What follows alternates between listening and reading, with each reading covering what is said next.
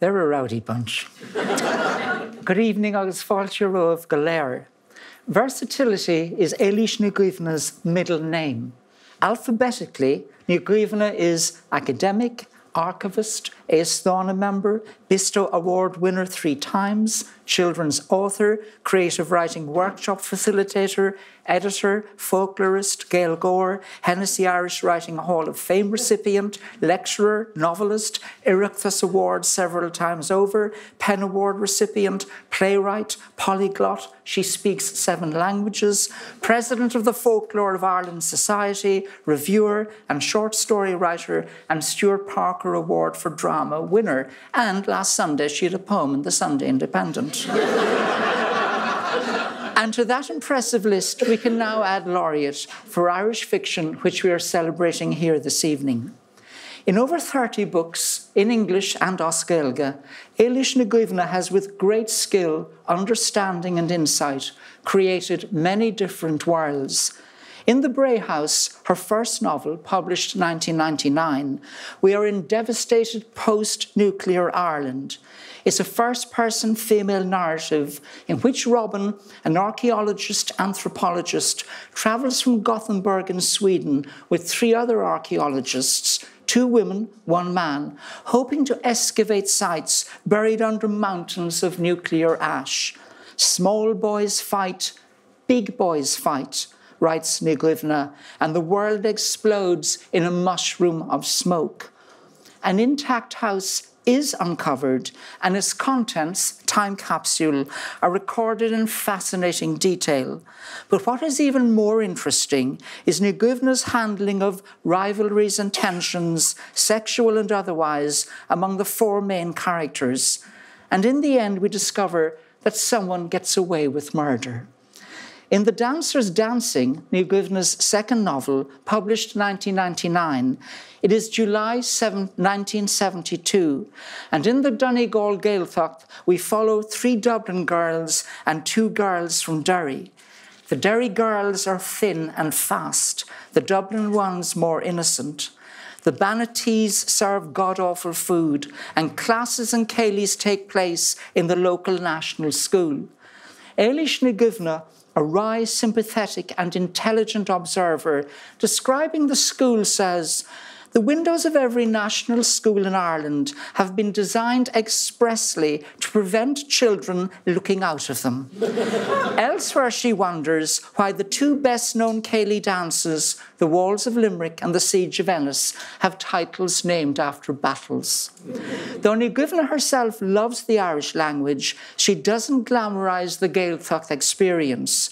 A girl called Monica Murphy chants, "They say that in the Gaeltacht the boys are very fine. You ask for Elvis Presley and they give you Frankenstein." They do learn some Irish and learn much else besides. The Gaeltacht experience is a teenage rite of passage, but the novel also becomes a portrait of a country, its politics, its sexual mores, its class system, its history. The Northern Troubles are a reality in 1972. One of the Derry girls' father is a political prisoner. Free of parents, these teenagers smoke and explore and experiment with sex, and Headmaster Joe enthuses about Irish, but his true aim is that no girl will go home pregnant. Ní Dhuibhne captures teenagers' language convincingly, effectively. They're cursing and swearing in English. No Banattee or teacher nearby is particularly really wonderful to encounter. And there is fine lyrical writing too. In her description of the Donegal landscape, of course, and when Headmaster Joe relieved that the kids are all going home tomorrow and that no one is going home pregnant, he presides at the final céilí.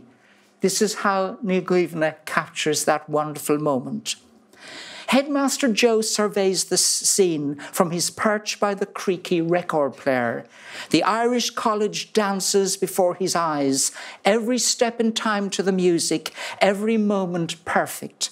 It's Carrickmacross lace, it's the river running, it's the salmon leaping, it's the ploughman ploughing, it's the spinner spinning, the boatman sailing, the fellow fishing, the fire flaming, it's the dancers dancing.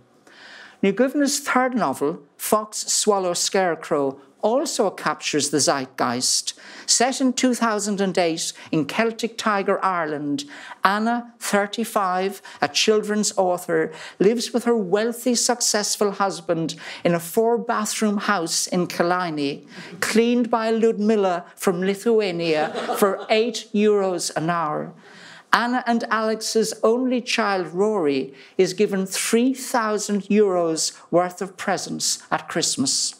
Echoing aspects of Tolstoy's Anna Karenina, it's a vivid, page-turning, very entertaining evocation of Celtic Tiger years and what Ní Dhuibhne calls a culture of carelessness, what Hamlet might call the imposthume of much wealth and peace. Fox, Swallow, Scarecrow features Dundrum Shopping Centre, surprise, surprise, Literary Dublin, a Seamus Heaney book launch, another book launch by Anna's rival in this very building. There's Anna's affair, her writer's block. There's Gaeilgeoir Leo, who lives in Dingle and is determined to end road the deaths. Quiet, intimate scenes contrast with public ones. In a lively questions and answers with John Bowman, a politician gets a scorching. At a dinner in Áras an Uachtaráin, the stilted conversation takes off when Anna comments on how an MEP for Sinn Féin has lost some weight. But it's the short story that is Ní Dhuibhne's preferred genre. She has written over 80 short stories, and David Marcus published her first one, Green Fuse, in the Irish press in 1974, when she was 20. Collections impressive for their scope and range, from Blood and Water, published 1988, to the 2023 selected stories.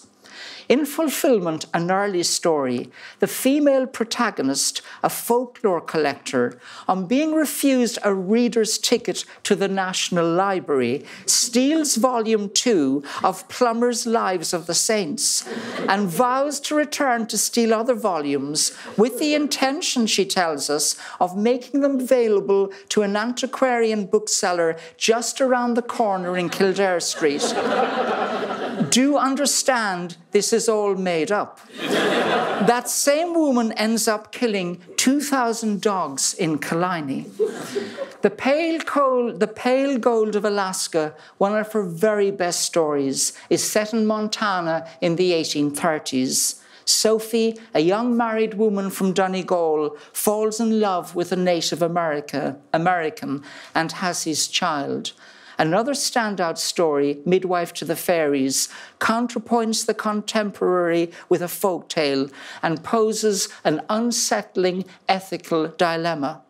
Or there's the hilarious, hugely entertaining story, A Literary Lunch, in which members of an arts board dine out extravagantly on oysters and truffles, while across the Liffey, a novelist Francie Bryady, rejected for funding by that very board, eats his tuna submarine with corn and coleslaw. But Francie gets his revenge. It involves a gun. Say no more.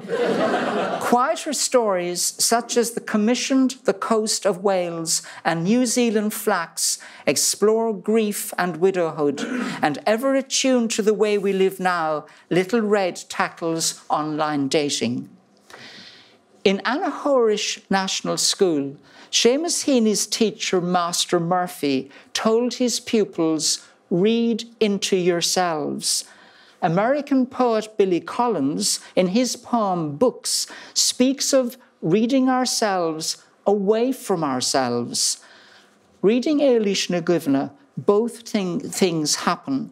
Her work deepens our understanding of ourselves, and it also opens up to us worlds we might otherwise never know.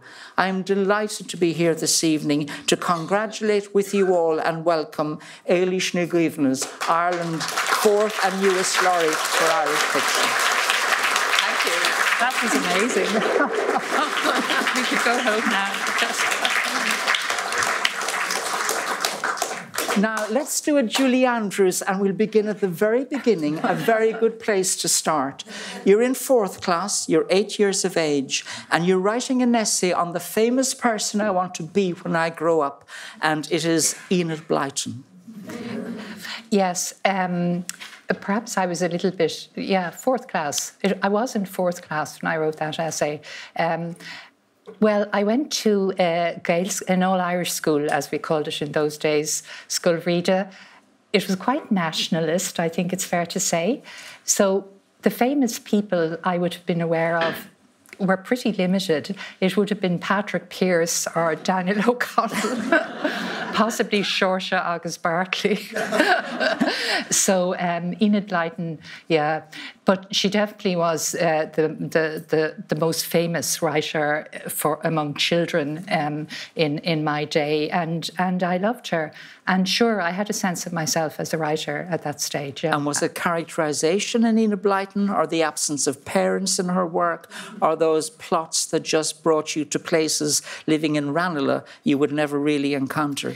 I think it's food, and no, it's. I think it's the characters. The children living away from their, always away from their parents, but with the parents and the maids and so on in the background, providing them with sandwiches and ginger beer and whatever, all the spam sandwiches probably. I think that's a big question. Why is Enid Blyton such a star? Why do children love her? You loved her too, yeah. And I think she tells a good story. She draws you into that world. It's both. It resonates with you because you have plenty in common with these people because they're children, and but they're also very different. They're very English. They're living in a world which is very different, really, from the sort of world I was living in Ranelagh. So it's a mixture of it's.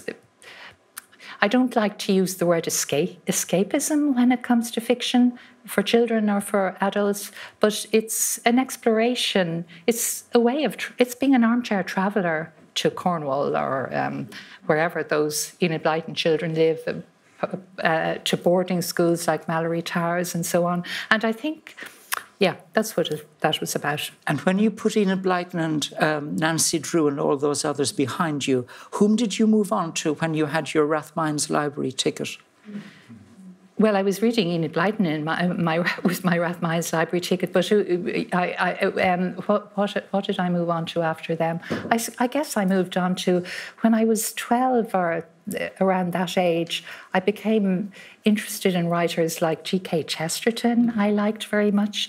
I liked Evelyn Waugh, those kind of writers. Yeah. And that Leaving Cert the Intercert anthology of short stories. Oh, that was absolutely, I think, very important in my development as a writer. It was such. This is the anthology Exploring English, edited by the wonderful Gus Martin, who used to talk about the stories and about literature on TV. I remember we used to watch him in our school hall doing some programme on RTE. But that was definitely my introduction to the short story, and stories by Somerset Maugham, Saki. I loved Louise. That's the Somerset Maugham one, I think. Mary Lavin, Frank O'Connor, of course, Liam O'Flaherty, Shauna Whalon, and all the others. And it was really a formative experience for me, especially as I would like to acknowledge the role of good teachers of English in particular in my school, Scoilrida and at the primary school and in the secondary school, while I was studying for the juniors, the intercert as we called it, and some of my school friends are actually here, they may remember it, we had the most lively and vivid discussions about these short stories in particular in class. And I think I gained a real understanding of how to write, how the stories were composed, how to read a subtext and so on in a story. Already working for the intercert with these really excellent teachers. English teachers, like yourself, are often, I think, extremely talented people who love their subject, you know. Philip Larkin, in one of his more grumpy moods, says, childhood is a forgotten boredom. Looking back now on your childhood, how would you sum it up? I think definitely not as... No, for me, childhood was a challenge in various ways. I was... kind of timid and quiet and shy child, but no, it was it had a lot of wonder in it, partly due to reading and to the books. I was very much, I suppose, lost in the world of books, but you know, I was the kind of child who read a book a day for several years from when I was 8 or 9 or whenever, but. There were many good aspects to my childhood. I had a happy childhood. And you were writing. Was it 5 shillings you got for a letter to the paper? Oh, yes. What did you write to the paper about? You don't get paid now for writing a letter to the paper. You were paid reasonably well. I mean, it's almost unbelievable that in those days, a national newspaper, it was the Evening Press, had a children's page. It must have been once a week, and children wrote letters about various, I can't remember what I wrote about actually, I'm afraid, about various subjects, and sent them to the paper and they'd be published, and yeah, you get 5 shillings in the post. And the very first story then you wrote and submitted to David Marcus, what prompted that? I had this sense of myself, a strong sense of myself as a writer, you know, I'm going to be a writer. But I wasn't actually writing a huge amount, as is often the case at that age. I was studying English and writing essays and so on and so forth. Sometime during second year, I wrote a story, a little simple story, just about what happened to me on a Saturday, in fact, which is not a bad trigger for a story. I've used it in workshops. And the literary lunch came out of that, in fact. Just the story of a Saturday, inspired by Ian McEwan's novel of the called Saturday, where everything happens on a Saturday. Things happen on Saturdays, but I handwrote the story. I kept it for a while. I think David Marcus, the New Irish Writing page, had started a year or two beforehand, and people were talking about it. I think maybe my pal Frank McGuinness, he's not here now, he was here earlier. You know, we were interested in the page, and I thought I might as well send off the story and see what happened, and it would happen to it. And so I wrote a little letter saying, "Dear Mr. Marcus, I enclose a story called The Romantic," is what I called it. It was kind of influenced by D.H. Lawrence, and who was a big hit, very, very popular in UCD at the time on the courses. I mean, he was, and I loved him. But I sent it off, and with this prim little letter, "I am a second-year student in UCD. I was born in 1954, signed Elizabeth Dean." Now, that was not my name. But anyway, David Marcus wrote back a couple of weeks later and said, dear Elizabeth, I would like to publish your story, and I will pay you 5 guineas for it. And he invited me to come in. He wanted to discuss the title, which he didn't like. He changed the title to the much more beautiful Green Fuse from the Dylan Thomas, the poem. And that was the start of it. A great start if you're a writer. You write a story, send it off, handwritten on a couple of pages of foolscap, and he publishes it. You know, there is no greater... I was very lucky that that happened.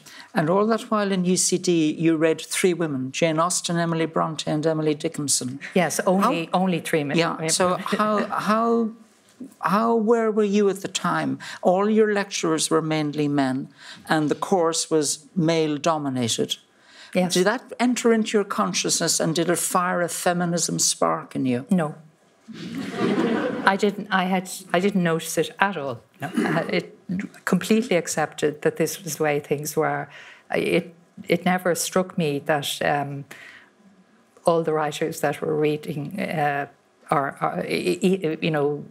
we start, of course, with Chaucer and go on up to D.H. Lawrence.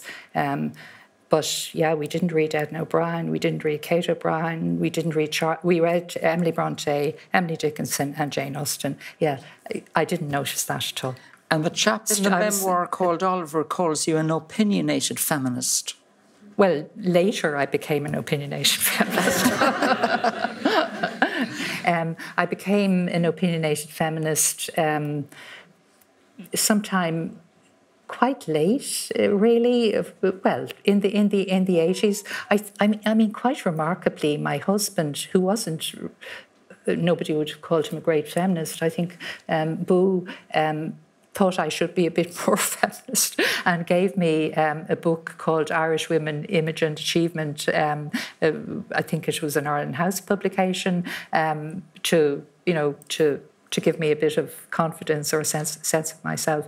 And so, but that wasn't really the start. Sometime in the early 1980s, somebody in UCD asked me if I would like to join a group called the Women's Studies Forum, which was run by the great Alva Smith, and was just a gathering of various women, some who were probably PhD students, some who were academics on the staff of UCD, some like me who were from outside and who might be interested. And we had discussions about literature. She invited writers from abroad to come and talk to us about, feminist culture and so on. And that really opened my eyes to the whole, to the lack of the woman's voice in Irish literature and so on. But I hadn't been my consciousness had not been raised until then, and I hadn't encountered. You see, I had David Marcus, who published a lot of women. I've done an essay on it recently in an anthology celebrating David Marcus's work, and about a third of the short story writers. I didn't look at the poets.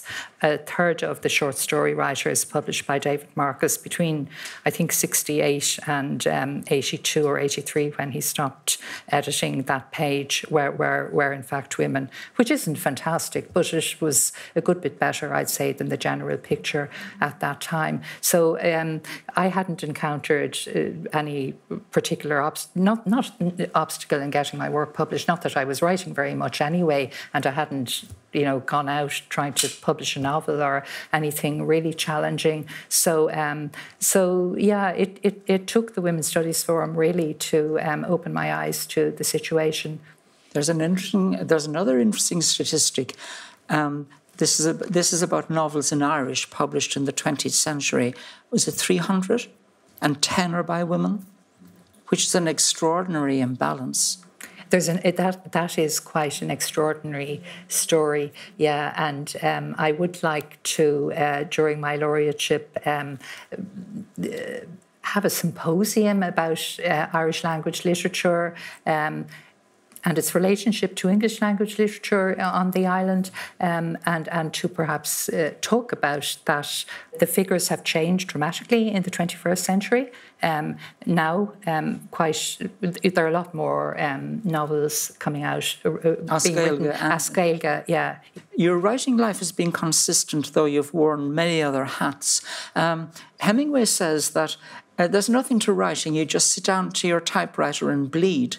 How did you view the writing life in terms of inspiration, getting on with the work, choosing the short story or the novel?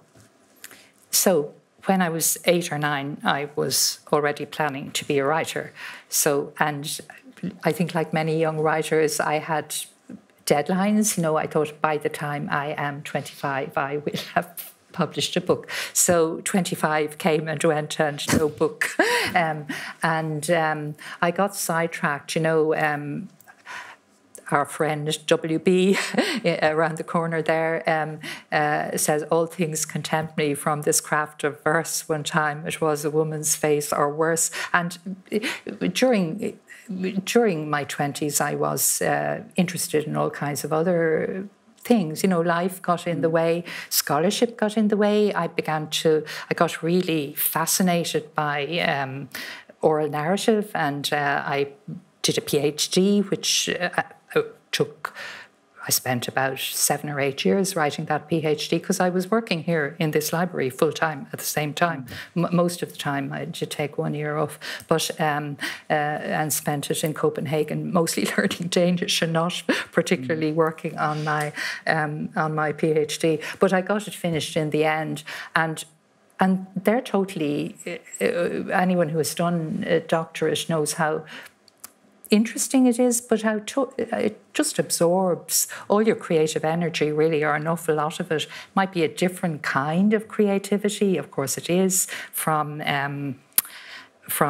writing fiction, but there's an overlap, and then the research is extremely interesting and seductive. So as soon as that was finished, I thought, now I'm finally going to get my book out, and I got my first collection of stories, and then the Bray House and a few other novels and so on. And I did it by simply working hard. I was working for a good lot of that time when I produced the first books full-time in the National Library. I was married, I had a house, and I had 2 babies. I used to write... I mean, we were reading Toni Morrison and people like that who were saying, I get up at 5 a.m. in the morning and I write for 2 hours before I go to work. So I never did that. I just never get up at 5 to write. But when they finally went to bed at 7 or 8 o'clock or whatever, I would write for an hour or 2 in the evenings, and maybe on Saturday mornings, yeah. And I got the first books done in that way. And that's the writing life. But in a Sunday Miscellany piece that you wrote on UCD, you spoke about the world that opened up when you discovered the folklore department. And you really spoke so wonderfully well about the oral tradition, how a story from India can change and mutate and end up as part of an oral tradition in Ireland. So that gives us a huge historical, temporal perspective on the nature of storytelling. Yes. The novel is very recent, but yes, the oral tradition... will you do something with that as in your laureateship? Yes, I may give my first lecture on folklore and literature, the relationship between the oral tradition and literature, because it has been such an important part of my life. As you say, yeah, that was I remember writing the Sunday Miscellany piece just about the magic of what was the Department of Irish Folklore, the National Folklore Collection now, when I first walked into it in 1973, I think. I hadn't really known much about it at all. I was studying English my idea was I want to be a writer, so I'm going to study English because English was the language of literature, Enid Blyton and all my heroes, and so on. And I studied pure English, modern, old and middle. So the professor of old and middle English, a lovely man called Father Dunning, said to me, Éilís, we have a new module on the folktale and medieval literature. It's being offered this year for the first time. And I know you'll be interested in this because your name is in Irish. Which was a bit of an old stereotype, but he was right. I think he also knew that to do this, what we would now call a module, we called it something else back then, you would have to have you'd have to have fairly good Irish, because all the folk tales, the manuscripts in the Department of Irish Folklore, in the archive, transcriptions of oral tales are mainly in Irish. So it's difficult. You can't really access them or find out anything about the material unless you know Irish. So I did that. So I hadn't known about the oral. I had, my name was in Irish. I knew about leprechauns and the usual airy-fairy stuff and notions we have about what folklore is. But I didn't know it was about the roots of literature. I thought the roots of literature were Beowulf and the Táin and that sort of thing. But instead, I found out, especially through this wonderful module, this wonderful course that we did on the folktale and medieval literature, that Chaucer had drawn on oral tales for several of the Canterbury tales, the Friar's Tale, the Pardoner's Tale, the Merchant's Tale, the Reeve's Tale, the Miller's Tale, and that a good many of those stories which he had heard or come across in London and elsewhere in the 14th century were there in the archive of the National Folklore Collection, having been collected from Irish storytellers in the 20th century, mostly after 1935, when the Irish Folklore Commission was founded. And, our task in this little program, in this little course, was to compare, what Chaucer did with the story to how it was told by, say, Micheál O'Gaheen, Peg Sarah's son, and other storytellers. And it was, yes, and as you say, obviously they're international, and they had survived. Usually in the oral tradition, there's a bit of interplay between written literature and oral literature all the time, but they had survived well into the middle of the 20th century in Irish tradition. And those stories go back to the Middle Ages. They go back earlier. We don't really know when people started telling stories, and I don't think we really know when people started talking. Isn't that an extraordinary thing? But generally, the origins of of storytelling are set.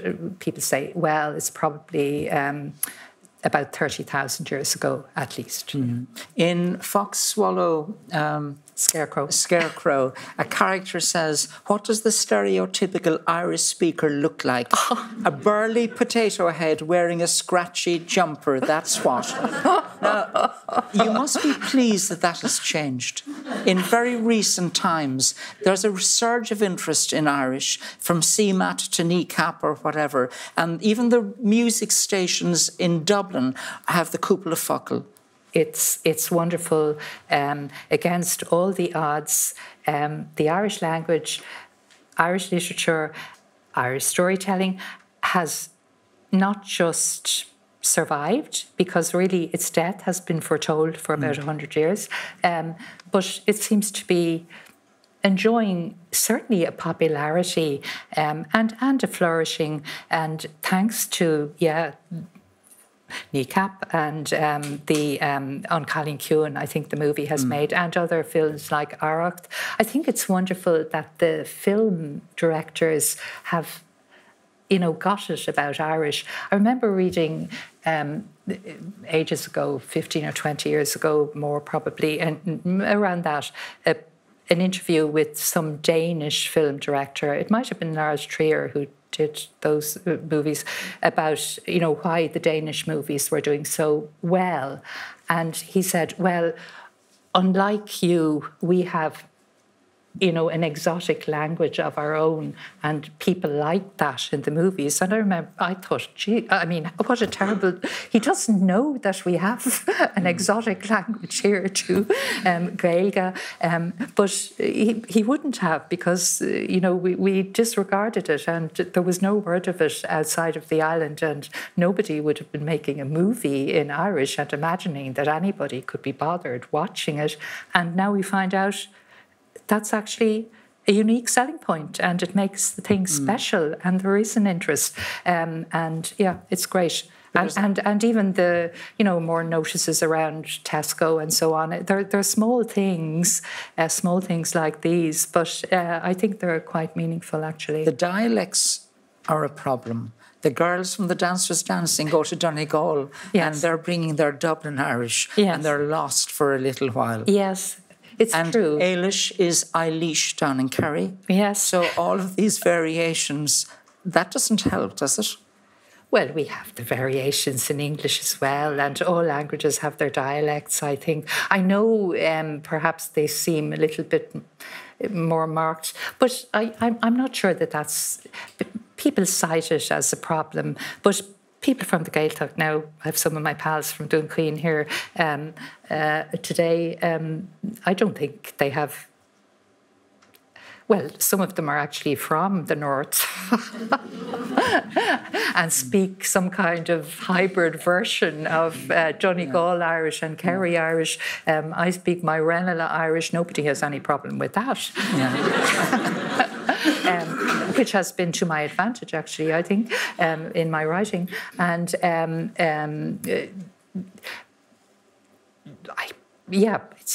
it can be perceived as more of a problem than it is.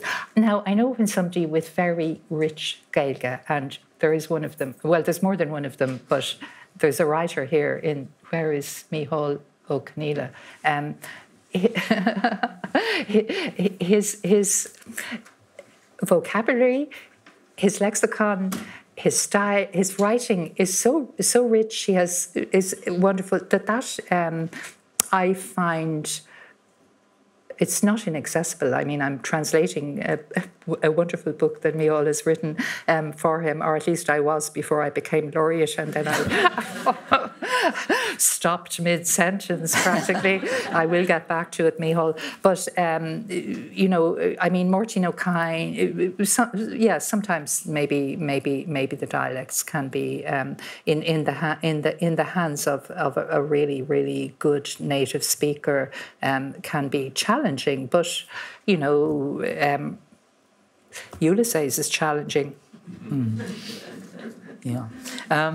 You've spoken of you're hoping to visit all counties in Ireland and tap into their literary heritage, etc. Do you want to meet writers, readers? How will you... And you also mentioned in a video on the Arts Council website, what is a good story? Yes. So in an essay you talk about how McGahern, Chekhov, Catherine Mansfield and Joyce have taught you 4 aspects of writing, and all 4 are found in Alice Munro. How would you say, what is a good story in your thinking? As far as I've been thinking, as far as the novel is concerned, but it applies to the short story, and I think particularly, to all those writers. I think I see literary fiction as being written in personable prose. There's mega prose like Ulysses, I suppose, or Finnegan's Wake, the avant-garde writers, the experimentalists, the modernists. But most fiction, David Lodge says, most fiction is somewhere between popular fiction and that type of fiction. And so I think David Lodge says that what the history of the novel shows about modernism is that somehow most writers have simply ignored it as if it never happened, as if Joyce and Virginia Woolf and those were not there. I don't think that's entirely true, because we are always aware of them. But I think I feel I'm an ordinary reader, and when I open a novel, I want to be drawn into that world, just like I was with The Famous Five or Mallory Towers. I want to be transported to the world of the novel. I want to, and I think that that happens when the writer is in control of the material, when the writer has a good, rich vocabulary, has a command of imagery, is able to evoke place and mood and atmosphere, and writes with confidence and authority, so you know you're in good hands, and you know that what they are writing has a kind of psychological depth and truth that makes it meaningful for you. And they may have a moral compass as well, like, say, Margaret Rabble, who is always kind of asking questions about what is good in society, I think. They have to be good thinkers. I think it's John Butler Yeats who said to Willie, the basis of good writing is hard thinking. And unless that's there, if that's there in the book or in the story or in the novel, I think you will be drawn into it and attracted to it, and it will hold your attention. And I think that's very important. You're also sane and sensible enough to say that if a novel isn't perfect, the world will get over it. But looking back over your output to date, what work has meant most to you in terms of achievement? Of my own work? Well, you know what? I think it's the underdogs. It's the short stories are the ones that mean the most for me, actually, and that I think I have, because it's easier to write a very good or a fairly flawless short story than to write a flawless novel, and I certainly can't write one. I always get a little. The novels are challenging, but thinking about what are my favourites in my oeuvre, it seems to always be novels that I think are great and other people didn't. Or that they didn't make as big, weren't as big a hit maybe as some of the other ones. So my favourite in the Irish language ones is one called Colleen. It is my best one, Colleen Beaga Glanam Law. But that kind of didn't win Oireachtas prizes or anything. And I thought, why isn't this one winning when novels that I thought were not quite as good were, But Fulfilment was rejected by David Marcus, and then it was among the best stories of the year in a British publication. That's right. So yeah. it's funny. Oh, sure, yeah. Well, that was an interesting experience for me. But I don't like the story Fulfilment very much myself. That's the one about the dog killer. I saw some of my pals shuddering. I don't think she kills does she kill 2,000 dogs? 2,000. Anyway, it's it's a very satirical and ironic and humorous story. David Marcus sent it back to me and said it's too zany for me, Éilís. And whenever that was in 1984 or 5, and actually prior to that. Because David Marcus published a good few of my stories, but he rejected a good few as well. And whenever he sent them back, I tossed them into the wastepaper basket, which I would not advise anybody ever to do. That was not a good thing to do. Frequently, I'm sure he was absolutely right. They were not good, they weren't very good. But it never... I wasn't one of those writers. I didn't send them out to anyone else. I mean, maybe I didn't know where else to send them, and maybe there weren't so many outlets apart from the New Irish Writing Page. But when he sent that one back, I think I had heard about a new magazine which was being published in Newcastle on Tyne, in the north of England, where there's quite a good literary scene, lively literary scene with Stan magazine and so on at that time. And I sent it to them and they published it. And then, yeah, it was picked up for Best Short Stories 1986. And I had this amazing experience. It really was an eye-opener for me, which I didn't follow through on enough. People from England, literary agents and people started writing to me and saying, you know, can I represent you, Éilís? And I thought, gosh, there is a world outside the Irish press, and I should be making myself aware of it, possibly. The world outside this room, filled with what Julian Barnes would call the noise of time, it's crisis, it's catastrophe. Does that impinge on you as a writer, or do you work in your room and make your own world, or do the news feeds come and infect?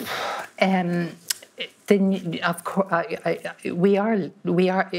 things are particularly bad at the moment. I have, you know, I've been around as one of my friend Martin Doyle, literary editor of the Irish Times, pointed out to me, "You're the oldest laureate, Éilís." And I said, if you publish that in that interview. Yes. Anyway, he didn't. So I've lived through various crises, like, you know, the scares that we had about nuclear disaster, Sellafield, various which inspired the Bray House, economic crises and so on. But it does seem to me that this is the most scary time that I have experienced. And would you write about it? You know, you don't. I'm not. I like documenting what's going on in time, and the Celtic Tiger novel was an example of that. But I probably won't. No, I can't see myself writing about it. No, I can't. I'll go into my room and write a nostalgic short story about a child. Last May, Colm Tóibín in The Observer mischievously said, "Oh, AI, it's wonderful. We can stop writing novels and they can do it for us." What's your take on AI? It's early days and it's difficult to make predictions about the future. And what I think, but you can now Google and ask Google, can AI write a novel? And you will get programs and apps and so on, which will write your novel for you. They'll ask you for a lot of information, you know, what is the theme, what are the characters, give me the storyline, what is your style, what genre is it in, would you like it to be written in your own voice? If so, can you send us an example of previous writing? I tried this with one of them just to see what would happen. I sent it. You could send 2,000 words. I sent about 200 words, and by return of post within seconds, I got this most fantastic analysis of my style. I mean, better than I could do myself. But that's an analysis, it's not a recreation. No, it's not a recreation. So I don't know what would happen and how good it would be or not. I mean, you hear that it is good at straightforward, at transparent prose, functional prose, window pane prose. It may not be so good at more nuanced prose, involving, you know, imagery and symbolism and metaphor. Humour, I don't know how good it would be at that. But I think it's pretty dangerous. It has already displaced translators and of genre fiction, that they are now being asked, I have heard, to edit the machine-generated texts rather than actually do the work themselves. I would say it would have trouble with Micheál Ó Conghaile,